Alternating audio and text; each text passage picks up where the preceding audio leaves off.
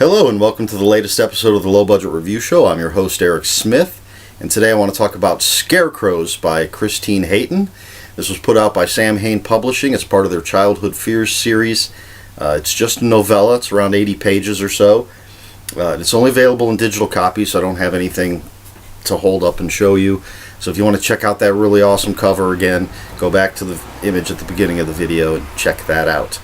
So what we have here with Scarecrows is in the middle of the night in 1964, Robert's wife wakes him up and tells him that their daughter, 6-year-old daughter Kathy, is missing.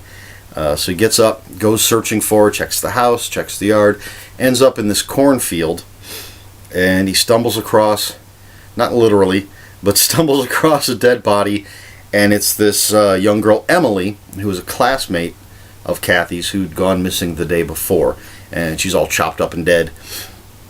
And not too far away, Robert finds his daughter unconscious on the ground with a bloody hatchet in her hand, blood on her clothes.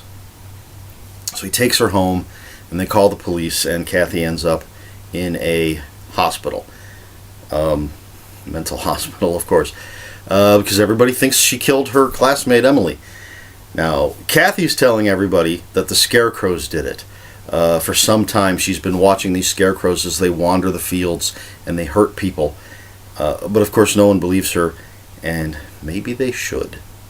But that's the setup for this story. Now, I really enjoyed this. Of course, I love killer scarecrows or scarecrows in horror novels.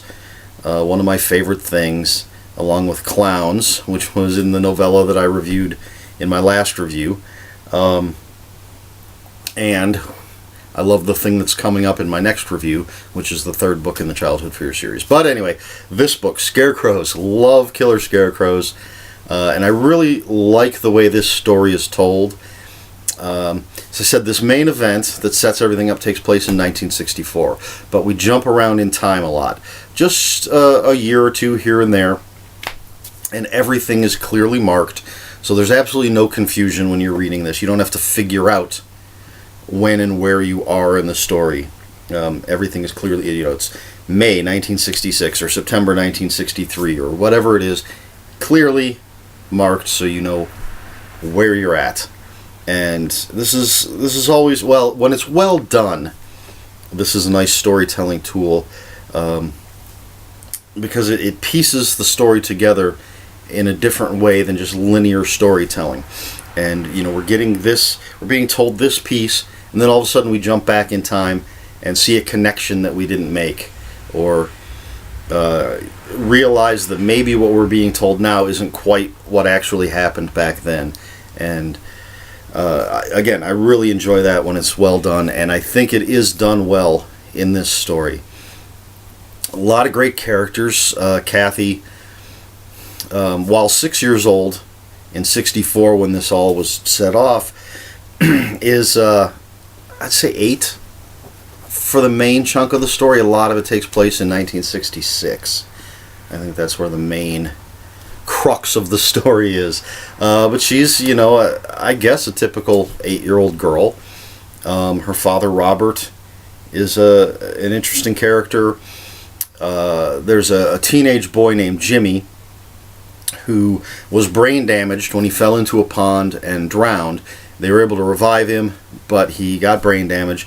So even though he's a teenager, he's friends with Kathy, and he makes scarecrows, and aside from Kathy, the scarecrows are his only friends.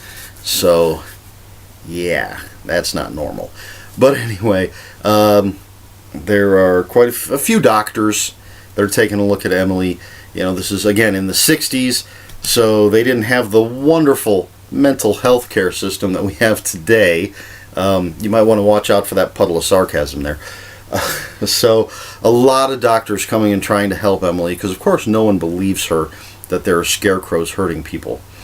And there are a couple doctors that are introduced to us in 1966, and one of them kind of a bitch. The other one's pretty cool, And all sorts of other characters running around. You got the detective that was working the case back in 1964, and the nurse that basically is assigned to Kathy. So all sorts of nice characters. Just a really well-told story. It's very creepy. Again, I love scarecrows in horror stories, so I might be a little biased as far as that goes. The only downside I found sometimes, especially at the beginning, to me, the dialogue seemed a little stilted, especially right at the beginning, when Robert's wife wakes him up to tell him that their daughter Kathy is missing. It just seemed very formal, and I don't know. I would have expected to feel a little more panic in her voice. But some of the dialogue I found to be very stiff. Eventually, I think I just stopped noticing it because I was really into the story, which is a good sign for the story. But it is something I did notice. Maybe it's just me, but that's why this isn't getting a perfect score. Because otherwise, I really, again, loved the non-linear storytelling.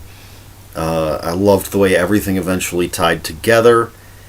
A lot of cool stuff going on. And Killer Scarecrows, again, awesome. I gotta love it. So, we've got the rating here.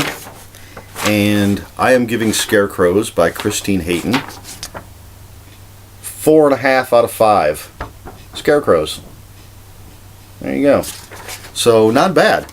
I think probably if it weren't for that issue I had with some of the dialogue, might have gone as high as 5, because I really enjoyed this. So far, I've read 2 of the 3 Childhood Fears books that Sam Hain has put out.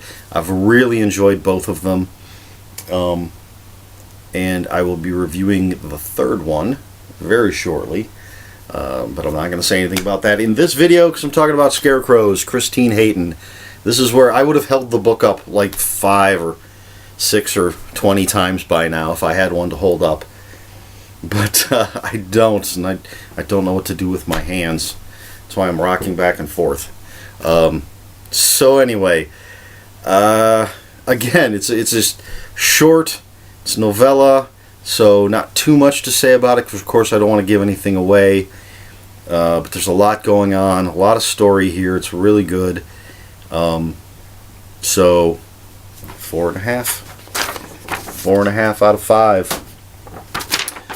And as I said in the last review for the Childhood Fears book, if you like Scarecrows, pick this up. If you like a good horror story, pick this up. Obviously, 4 out of 5, I'm going to recommend this book. I will have links for it in the description below. I'll have a couple links, one for Sam Hain, one for Amazon. If you have any comments, questions, or corrections, please put them in the comments below. Comments will be open for spoilers. Just please be polite and post a spoiler warning if you're going to get all spoilery. Please like, share, and subscribe. Let me know what you think of these reviews. If there's anything I should be talking about or things I shouldn't be talking about.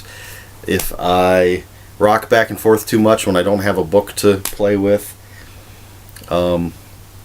So I guess that's it for this episode of the Low Budget Review Show. Check out Scarecrows, and until next time, read more books.